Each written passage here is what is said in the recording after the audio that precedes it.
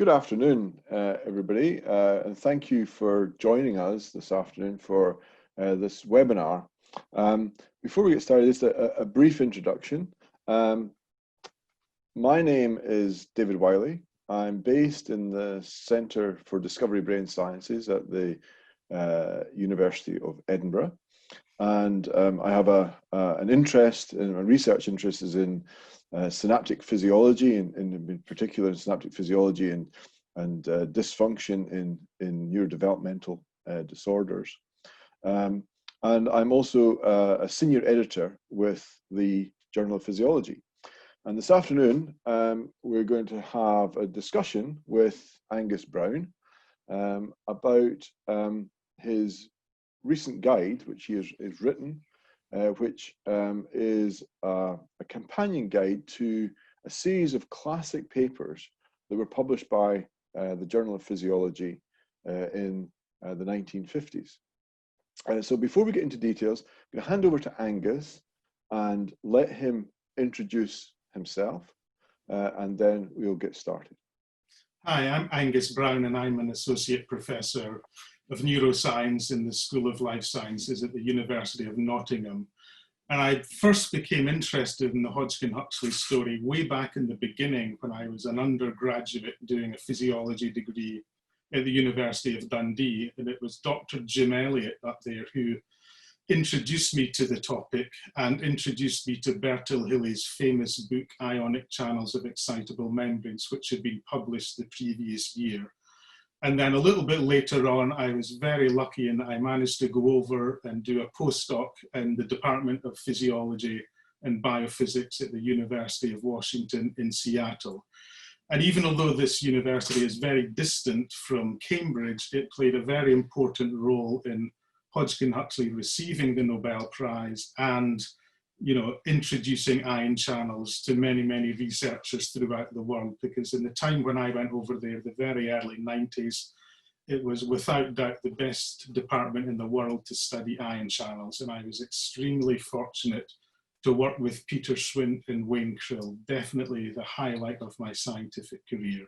And since then, you could say I've moved on from actually researching ion channels to having to teach about ion channels to undergraduate students. And this is where the updated papers in the book came from.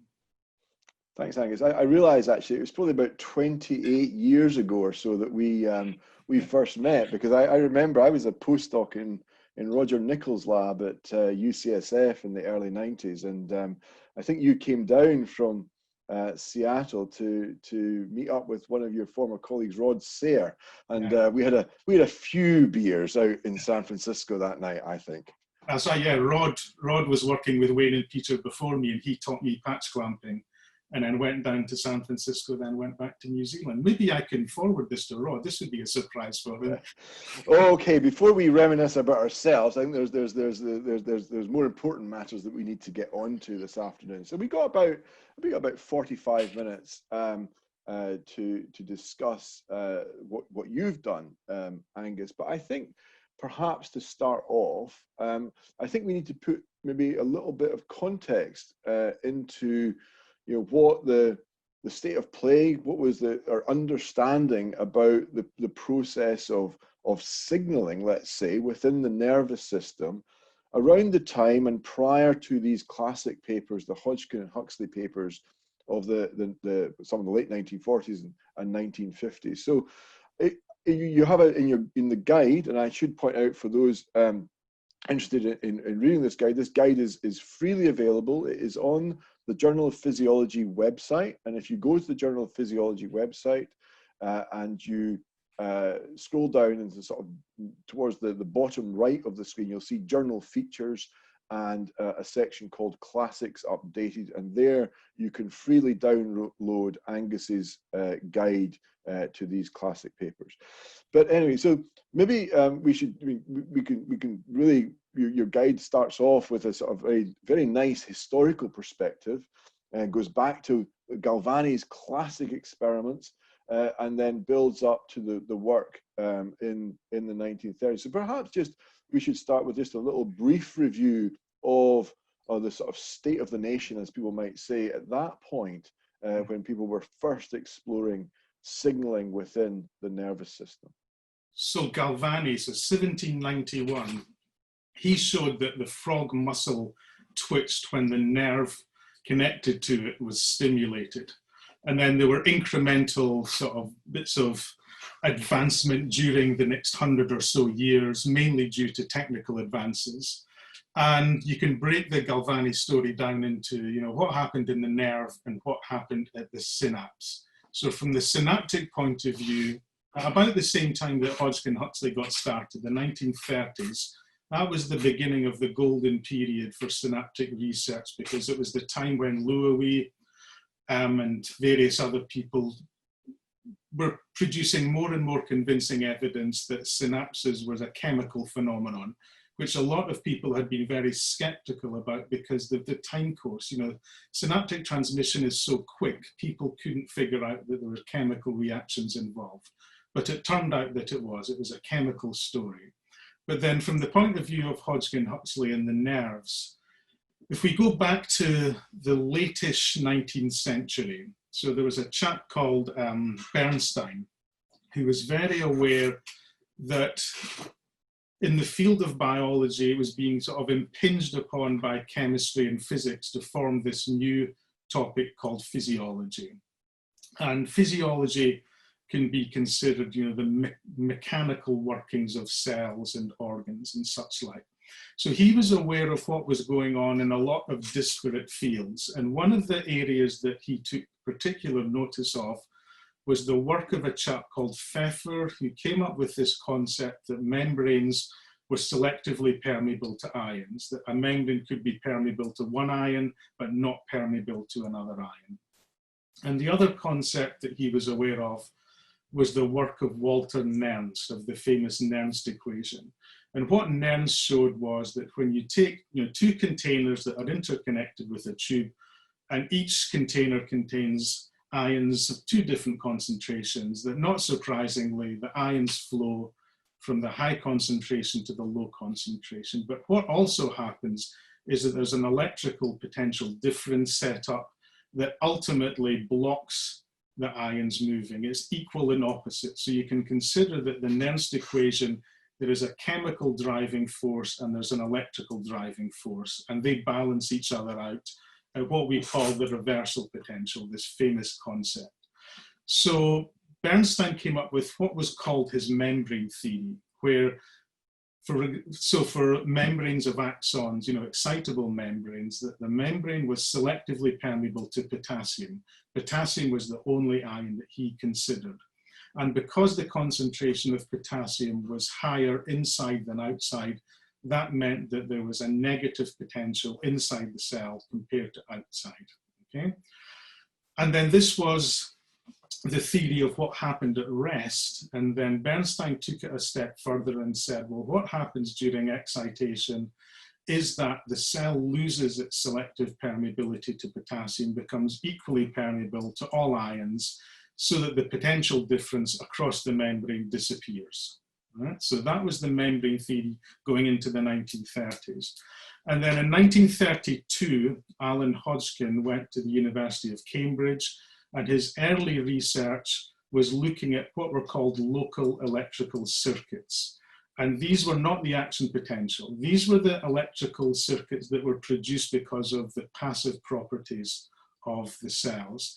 And they were very important because they took the resting membrane potential up towards the threshold for action potential firing. And then once the action potential had fired, they were responsible for the propagation of the action potential down the axon. And then in America, Kenneth Cole, who was a very important researcher in this field, what Kenneth Cole did was he showed that during excitation, there was a change in the electrical impedance, or what we would now call resistance. So that during activity, there was an increase in the membrane conductance. So that was where it stood in about the mid to late 1930s, 1937, 1938. But probably the most important aspect was the introduction of the squid giant axon. So an English anatomist called J.Z. Young had noticed this massive axon in the mantle of the squid. And he met Cole, and he suggested to Kenneth Cole that he use this as his model for studying electrical excitability. And then Cole passed the information on to Alan Hodgkin.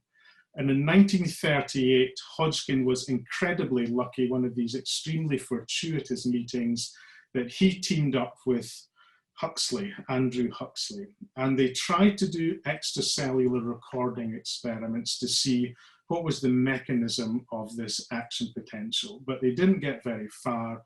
So the next year, 1939, they went down to Plymouth. It was Huxley who figured out how to do intracellular recordings from the squid. You hang it vertically, and they recorded the first intracellular action potential, published a very brief paper in Nature, and then war broke out 2 weeks later, and they did not return to the lab for 8 years. So that illustration that you refer to there, Angus, is an illustration that I think many of us use as our introductory figure when teaching the properties of the action potential. A highly reproduced figure, as you say, published in 1939 in Nature, and still a beautiful example that is used throughout teaching of neurophysiology to this day, in fact. Yeah. So you pointed out that the war did break out in 1939, but Hodgkin and Huxley went off and did their bit. And in fact, the work that they did, especially in regard to perhaps Huxley, actually set them in very good stead for what would come afterwards. Yeah, so Hodgkin worked on radar and Huxley worked on radar, but using radar to guide anti-aircraft guns to shoot down aircraft. So it was a very complex, mapping the trajectories of the plane. So it was a classic example of applying nonlinear equations, which would be very useful when they came to do their action potential. And Huxley worked on radar, so he became familiar with electrical circuitry, and that was very helpful to him when in 1947, and he went over to see Cole in America, Cole told him all about the voltage clamp. Yeah, so I think it was really that point there in 1947, the experience that they'd had before in terms of what they had observed really led on to what was going to be this period of 5 years of intensive research, where ultimately the output of that was the ultimate sort of mechanistic understanding of the ionic basis of the action potential. Yeah. But as you alluded to, one of the technical advances that allowed them to achieve this over this period of time was the introduction of the voltage clamp technique. And perhaps we should just clarify what we mean by the voltage clamp technique and what is different from that compared to what they had done in that 39 paper, where they had recorded the change in voltage that occurs with the action potential.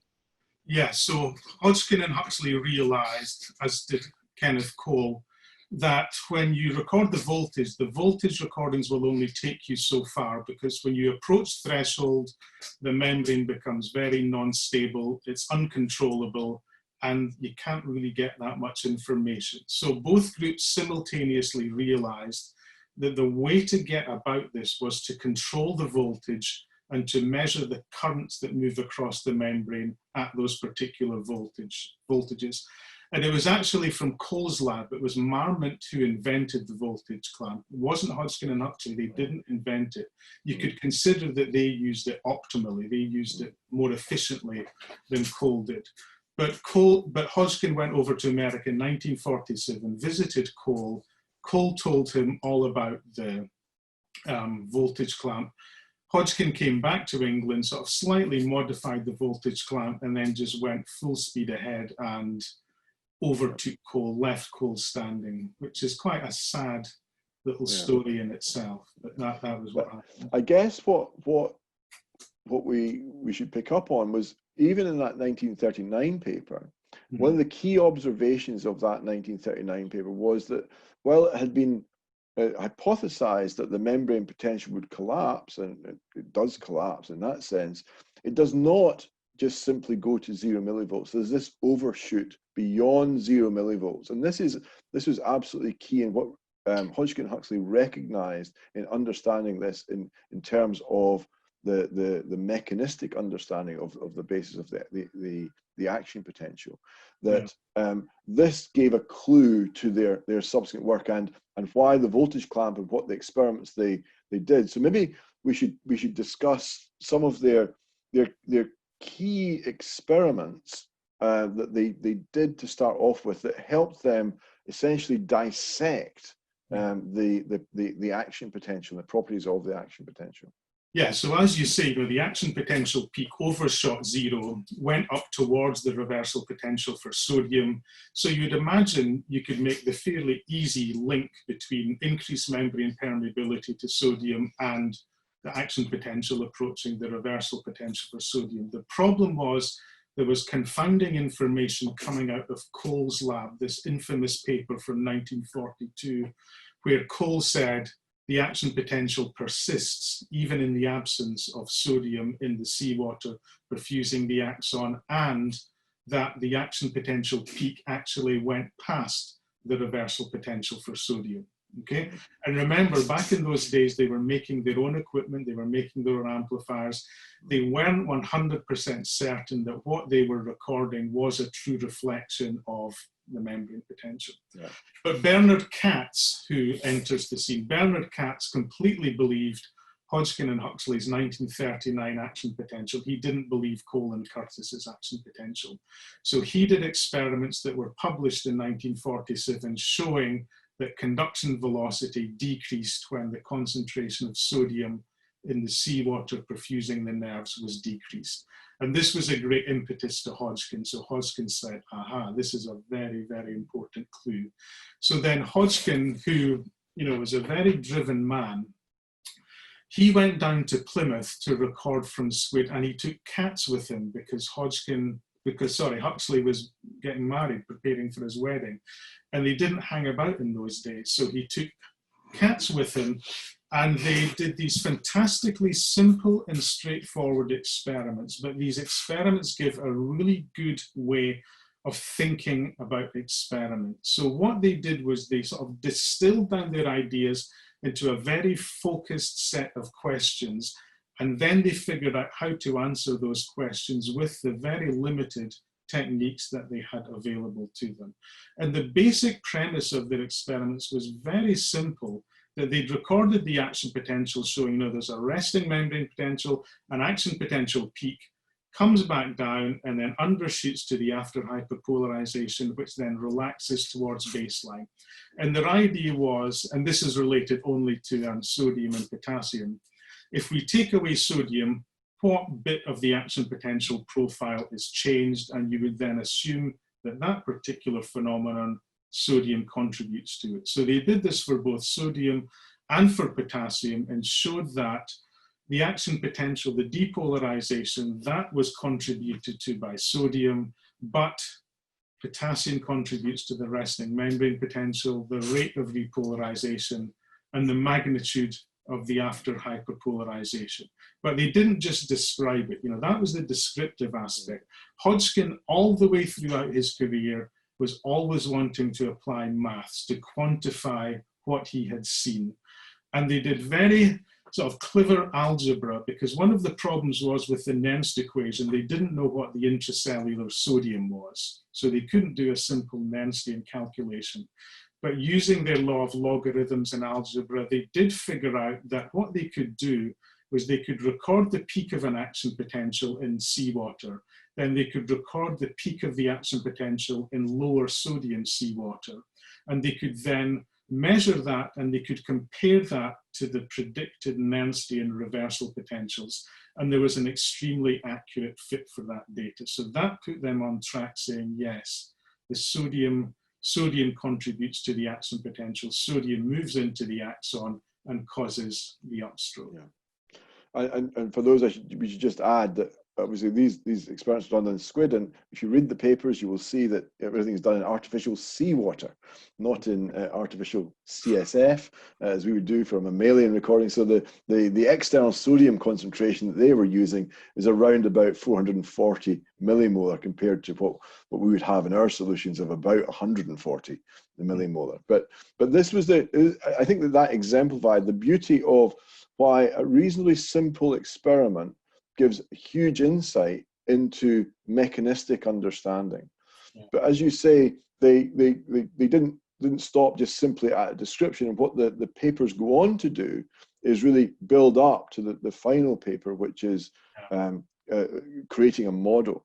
But I think Angus, at this point, we should maybe pause a little bit and I'm going to ask you what was the motivation for updating these classic papers? And for those of us that have read them, looked at them over the years, they're not easy reads, I think it's fair to say, and some of them are pretty long, and they may be daunting. So maybe you could give a little bit of background as to why you've created this guide to help interpret, maybe even you could say translate the papers into modern day terminology.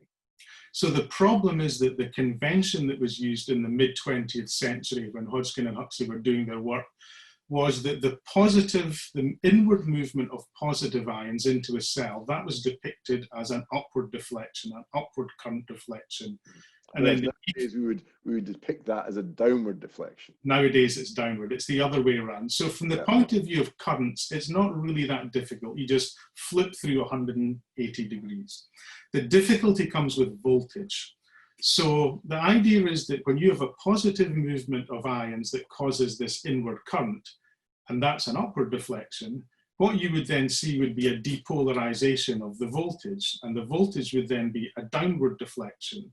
But it was decided that action potentials looked better if they went up the way, so they then changed the axes to negative volts. So this is confusing, and if you look at the original Hodgkin-Huxley papers, you will see negative volts on the voltage axis.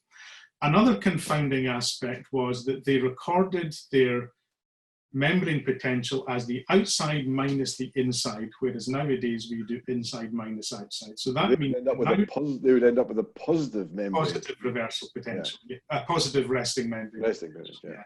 And then on top of that, because during their experiments they got rundown of, essentially the axons were damaged and they were slowly dying, and there was a slow depolarization of the membrane potential throughout the course of the experiment. So they couldn't say this axon had a resting potential of -50 because an hour later it would be -40. So to get around this, what they did was they said, well, let's just set the resting membrane potential at 0 millivolts. And that then became really, really confusing. It was very confusing for me, but you can imagine the state that a novice student approaching this work for the first time. As we reiterate that the resting membrane potential is -60 to -70 millivolts, and then looking at this paper with 0 is very confusing. And then the problem was then that a lot of the data that's reported in the Hodgkin-Huxley papers were IV curves, current versus voltage. So what you have to do is you have to flip the current axis through 180 degrees, flip the voltage axis through 180 degrees, and then move it along the voltage axis by the amount of the resting potential. So it's really, really confusing. And in my teaching of students, I felt quite cruel. I felt quite bad about telling students, go and look at the original papers, because they would look at the original papers and then they would look in the modern updated textbooks and realize that the same experiment they were looking at was reported in 2 different ways. So it was just a recipe for confusion. So I updated all of the papers, mainly, well, not mainly for myself, but when I go and look at them year after year, I'm not confused anymore because I know what it is that I'm looking at. Whereas in the past, I would always have to have this conversion going on in my head about what it was we were looking at. So you got the papers are updated, and you've got the guide. And I should say that the guide is written in such a way that you can go into, you don't need to read it from page 1 through to page I think 140 or so. You can go into any particular chapter, and that will inform you about the particular paper that then refers to. Yeah. So maybe we could talk a little bit about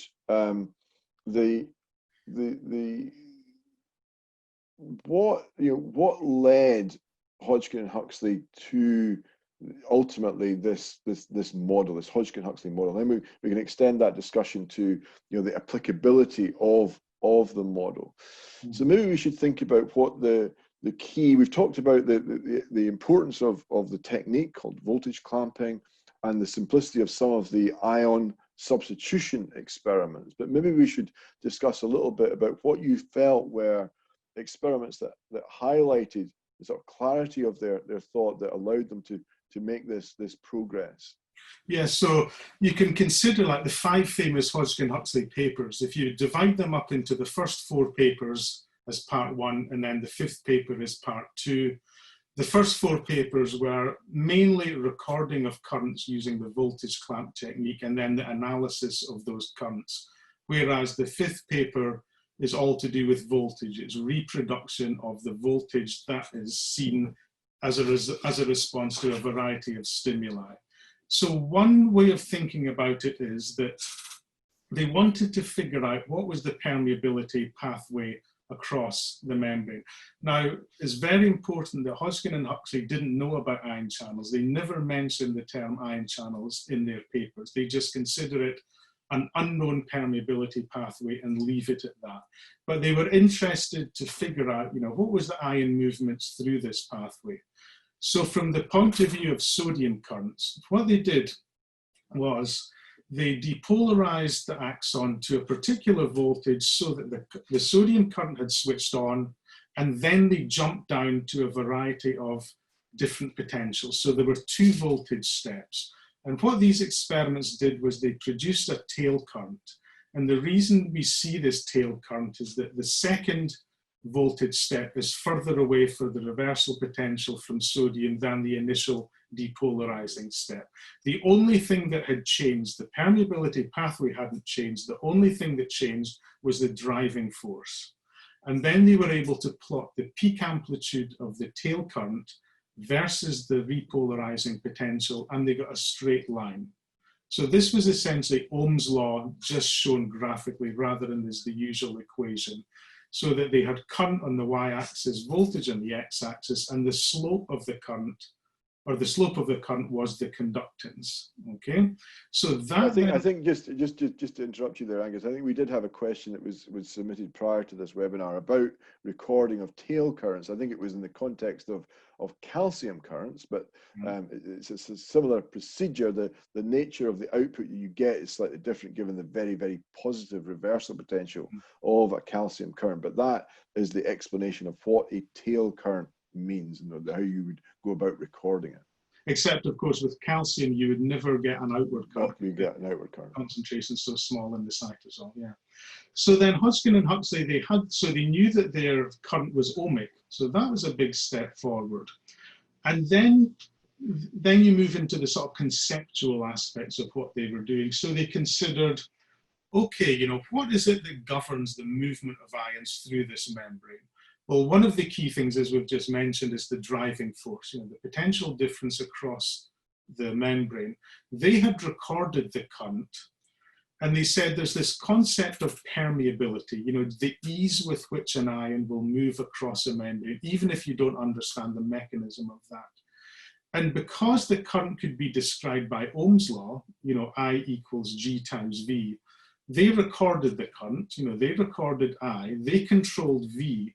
So that then gave them the liberty to say, we will now define the permeability as conductance.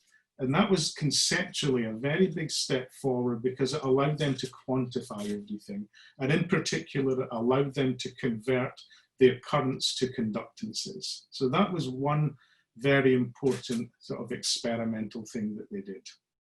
Then they moved on and said, okay, we have this current which is defined as Ohm's law, but what can we then do to describe the conductances so that when they depolarized, so we'll now switch on and look at potassium conductances. When you depolarize and look at the potassium conductance, you see an S shape. There's a long, and then it goes up, and then at the end of the pulse, it drops down in a single exponential. This was conceptually really quite a difficult thing for Hodgkin and Huxley to model. And it was Huxley that came up with the idea of these gating particles. This was Huxley's sort of true moment of genius. This is why he is revered as one of the greats. And what he came up with was the idea of gating particles. And the fact that these gating particles all had to be aligned in a certain way in order for the permeability pathway to open. And they did curve fitting of their conductances and came up with this concept that there were 4 gating particles. This is the n to the power 4 term in the equation. Equations that you see. And that then governed the conductances, so that these 4 n particles all had to be aligned in a certain manner in order for the permeability pathway to open. But equally importantly, only one of the n particles had to then shift out of alignment for the current to stop. And that's why you see this single exponential fall. So, So I guess, Angus, we could pause there a bit, because I guess what's been talked about much is that it's important to realize that these were empirical fits of the data. Yeah. It was essentially an empirical model in that sense to get this, and they observed that n to the power 4, this gating term, allowed the fit. But of course, this has also this n to the 4 term. There's an argument about it. Does it actually predict the structure, the subunits of potassium channels? I know there's a bit of a debate one way or the other as to whether they predicted it or whether it's the fact that would be how it would fall out. I mean, it's more than a coincidence, I think, that the magic number 4 comes up. But of course, they knew nothing about ion channels, so theirs was purely a mathematical equation that people nowadays say, well, they did predict the structure of ion channels. I think you'd have to consult Bill Catterall or one of the experts to see exactly what they think. I think they would probably say, probably not, because they weren't predicting ion channels because they didn't know the ion channels existed. And there are, some ion channels, the data's fit better with, values other than 4. But it's an interesting coincidence nonetheless. But from that, what Hodgkin-Huxley realized was that when their permeability pathways opened, they went from open to closed and then from closed to open, that there were rate constants that governed open to closed, alpha, that's beta, sorry, and from closed to open, which is alpha. And this was what they wanted. For them to produce their mathematical model, they needed values of alpha and beta. And of course, they couldn't record these. But what they could do is they could use the recording that they have to do some very clever algebra and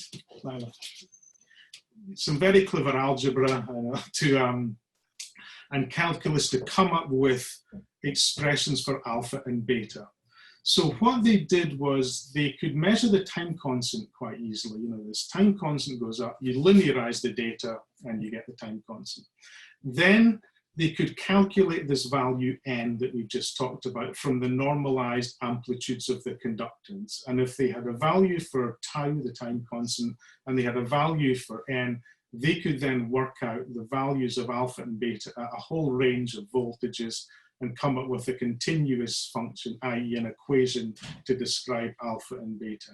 And that, in essence, is what the model is. So I think, it is, in some ways, it's a beautifully simple model. But as someone has once commented to me, all models are wrong, right? And far be it from me to say the model is wrong, but I think we can maybe sort of just talk briefly a little bit about perhaps what the limitations are of the Hodgkin-Huxley model as described. So the limitations would be you know, Hodgkin-Huxley set out to reconstruct the action potential, and they did that very successfully. What they didn't do was they didn't reconstruct firing patterns, you know, hundreds and hundreds of milliseconds of action potentials, because they couldn't. You know, with the computations that they did took so long for 5 milliseconds that they just couldn't do it for that long. And of course, from the brain's point of view, you know, frequency encoding, that's how the brain receives information, you know, sensory information. If you touch your finger lightly, you will get a few action potentials. Your brain knows your finger isn't going to be damaged. If you touch it really hard, there'll be very high frequency action potentials. So that's one aspect that the Hodgkin and Huxley model just did not go near at all. The other thing about the Hodgkin-Huxley model, of course, was that it was done in squid axon. So no cell body. The cell body was removed from the cell. And we now know that there are hundreds and hundreds and hundreds of different types of ion channels. But the vast majority of these ion channels are expressed in cell bodies. And the reasons that they are expressed there is to integrate all the incoming synaptic information so that a decision can be made on the output resulting from this input. So the output, I mean, you can consider it as a binary function. In response to all this incoming information, will that cell fire an action potential or not? And if it does fire an action potential, you only need a fairly limited repertoire of ion channels to do that. So again, back to Department of Physiology and Biophysics in Seattle, Chuck Stevens in 1971, he discovered the IA current. And this was a very important current because it was very unusual. It was an inactivating potassium channel. So, you know, the Hodgkin and Huxley sodium channel inactivated, but the potassium channel didn't. But this, Chuck Stevens discovered this channel, and that plays a very important role in regulating the firing activity in this particular cell. But that was something that Hodgkin and Huxley didn't model, but they never set out to model it. So, you know, when we're talking about the limitations of Hodgkin-Huxley, well, bear in mind, what did they set out to do? And also, you know, the computations they did them essentially by hand, and they had very limited techniques available to them. So we shouldn't be too hard on them for not doing something they never set out to do in the first place, you know. The applicability of, the reason that the Hodgkin-Huxley model is still so revered is that even although they recorded it in a squid, which, you know, is not something that medical science is interested in, that model is applicable to almost all excitable membranes and the ion channels that are expressed in those excitable membranes. If you record, you know, you'd be doing it with patch clamp nowadays. If you record an ionic current, the first thing you would do would be model it using the Hodgkin-Huxley formula. Yeah. And it still applies. You know, when I went over to Seattle with Wayne and Peter, I spent 3 years modeling calcium channels in human and rat neocortical neurons, you know, about as far away from the squid axon as you can get, but their models still applied. Yeah. And if we look at somebody like, you know, Dennis Noble. Dennis Noble started his career in the early 1960s, and he has devoted his entire career to investigating the heart. And obviously we all know that the heart is an extremely complex organ. It contains many, many different types of cells. And if you were to record the action potential from these different types of cells, they all look slightly different because they express different types of ion channels. But Dennis has now published a virtual heart, so a complete model of the heart, but at its core is the Hodgkin-Huxley formalism of these ion channels. So it could not be more applicable. It's not just squid. Yeah, absolutely. I should comment. We're delighted, in fact, that David Cahoon has actually joined us on and is listening into this webinar. And David's made a couple of contributions in terms of that, and points out, of course, that one of the limitations of the model was the implicit assumption that the subunits, as we now know them as, in terms of these ion channels, moved independently. Was one of them. And a comment from David, obviously, David, you know, world renowned for his analysis of single ion channels, work that he did with Alan Hawkes. comments that in terms of the formulation of the Hodgkin-Huxley, it wasn't written out in a manner that was done in terms of the interpretation of stochastic processes of ion channels, like a Markov process. But I think that that is that's in chapter 9 of the book. I mean, the Hodgkin-Huxley formalism was, it's a deterministic current, but you can then take the rate constants and apply them to the stochastic behavior of individual ion channels. And then you do that thousands of times and you add up the behavior of all these ion channels, and surprise, surprise, you get the whole cell current, the deterministic current. So we're getting towards the end, but I think it's important maybe just to comment a little bit about what happened next. Obviously, the series of papers concluded particularly the Hodgkin-Huxley papers concluded in that paper in 1952, the final paper to be published. But and they kind of went their separate ways after that point. And maybe you might want to comment. I mean, obviously the recognition of the work was acknowledged by the award of the Nobel Prize in Physiology or Medicine in 1963, which was received jointly with John Eccles as well. But maybe comment on what they went on to do. Yeah. So when they stopped working together, they didn't have a fight or anything. There was nothing acrimonious. They were very, very close friends right up until the end. That's the nice aspect of it. There was no sort of fights or anything going on. So 1952, they published their papers, and I think from their point of view and from other people's point of view, the idea was, well, this has been solved. We now know how nerves work. Let's move on to something else. And what Huxley did was he immediately started working on trying to figure out how muscles contract. And he came up with the sliding filament theory of muscle contraction. And he published that in 1954, so just a couple of years after the publication of these papers, using an entirely different technique, using microscopy. And I think this shows just how brilliant these people were, that whatever they sort of directed their attention towards, they, came up with gold. They were absolutely fantastic scientists. So that was Huxley.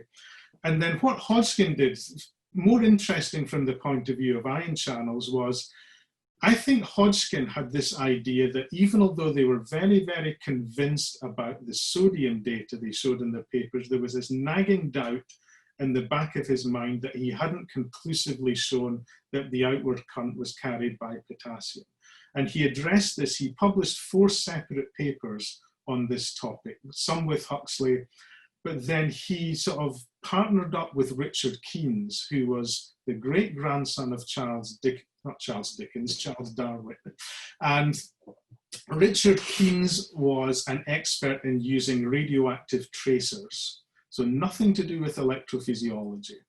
And what Hodgkin realized was that radioactive tracers is a very good way of investigating the movements of ions across membranes. So you can individually measure the efflux and you can measure the influx, whereas when you're recording a current, a current is an aggregate of both of these. And what they did, and they published 2 famous papers in 1955, and the second of those papers was one that I updated. And the concepts are really, really simple, but then it becomes quite complicated quite quickly. And the idea, it's a very simple idea. You have a cell and you have a concentration of ions outside the cell, the ions will move into the cell. And if you increase the concentration outside, the influx will be linearly related to the concentration.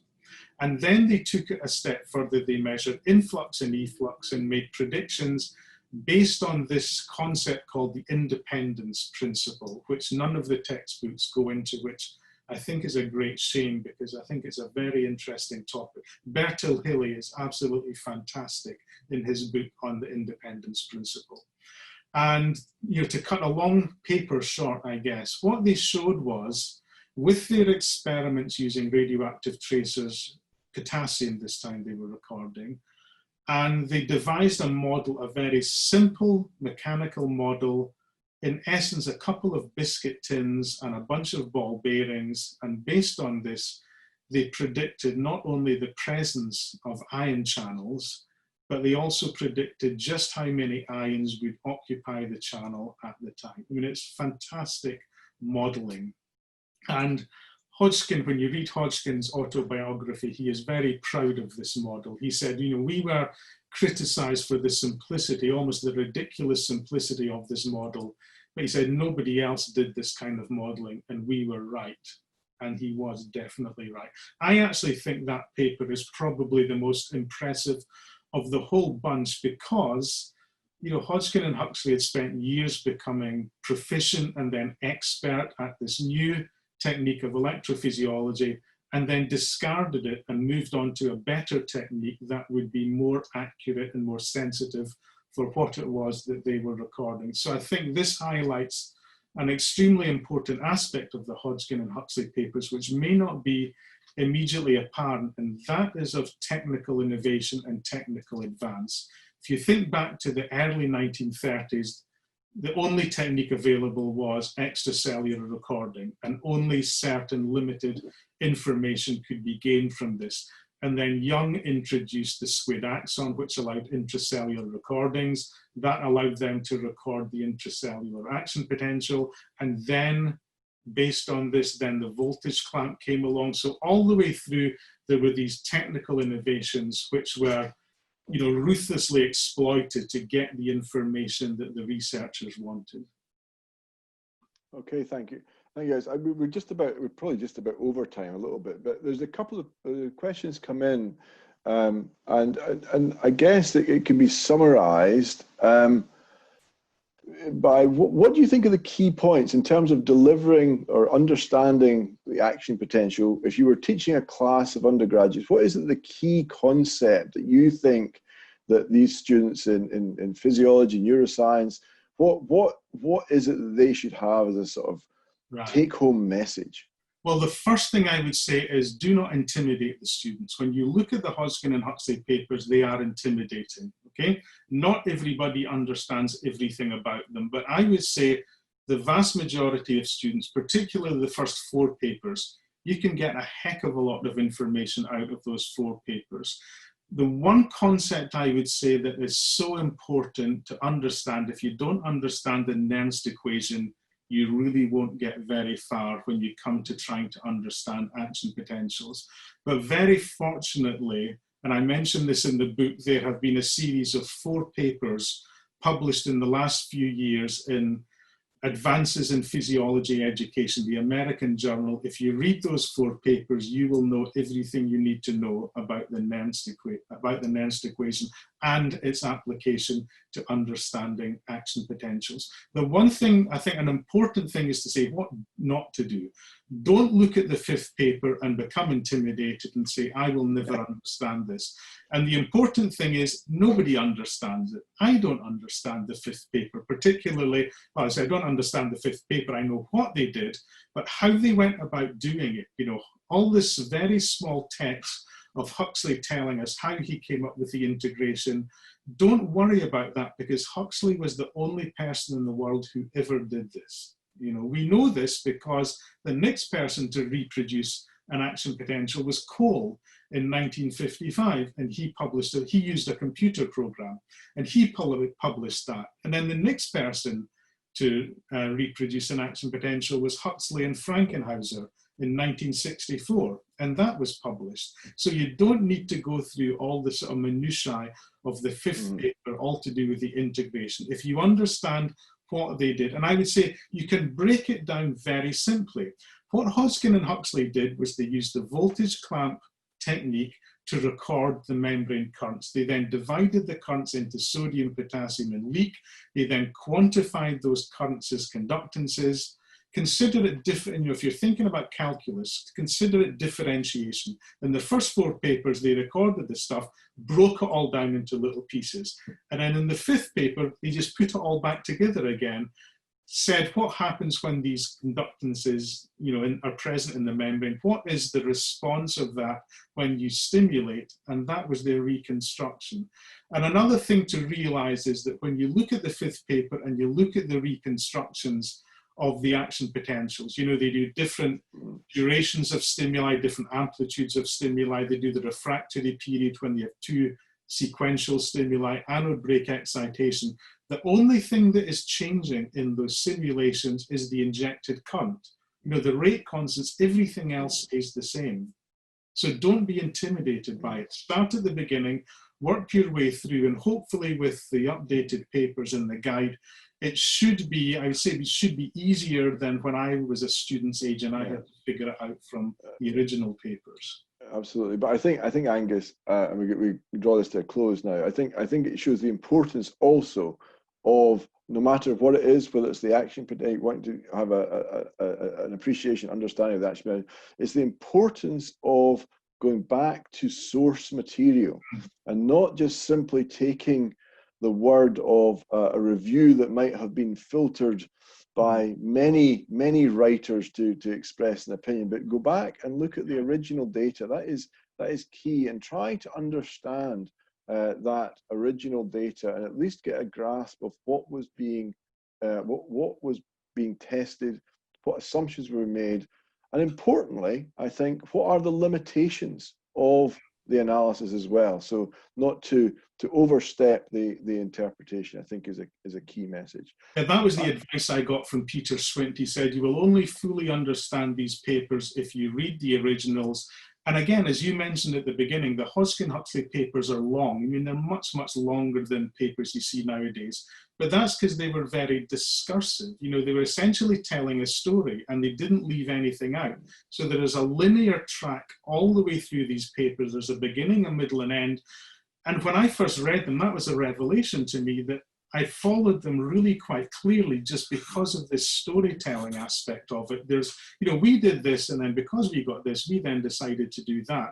Whereas particularly in book chapters about the Hodgkin-Huxley papers, there's a bit of this, there's a bit of that. The way they describe the isolation of the currents is wrong. You know, they miss out the independence principle. The only thing they show is the reconstruction, which is completely unintelligible to most students. So I don't think modern textbooks do a particularly good job of explaining this, but then I'm prejudiced. And of course, to reiterate the point I started off with, Angus he's written 2 editorials, translated the 7 papers, and this new guide, this book, all available to be freely downloaded from the Journal of Physiology website.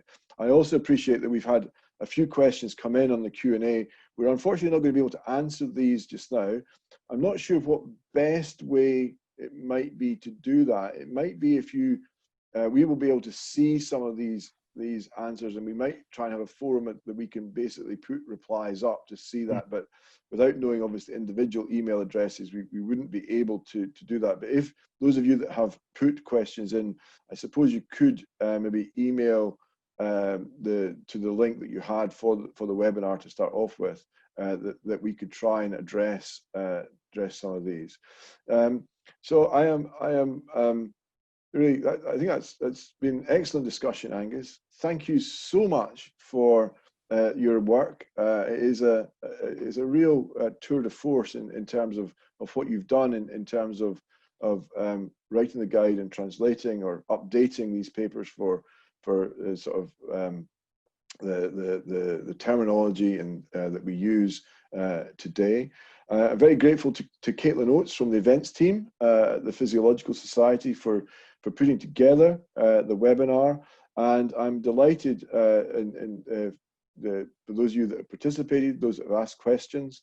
Thank you for that. And it's also, I've been keeping an eye on the participants, and there's very few that have dropped off. So the numbers are still nearly as high as they were at the beginning. So I think that's a very good sign that hopefully this has been interesting and educational to all that have attended. So thank you all. Stay healthy out there, and please join the Physiological Society for any future webinars that we are hosting.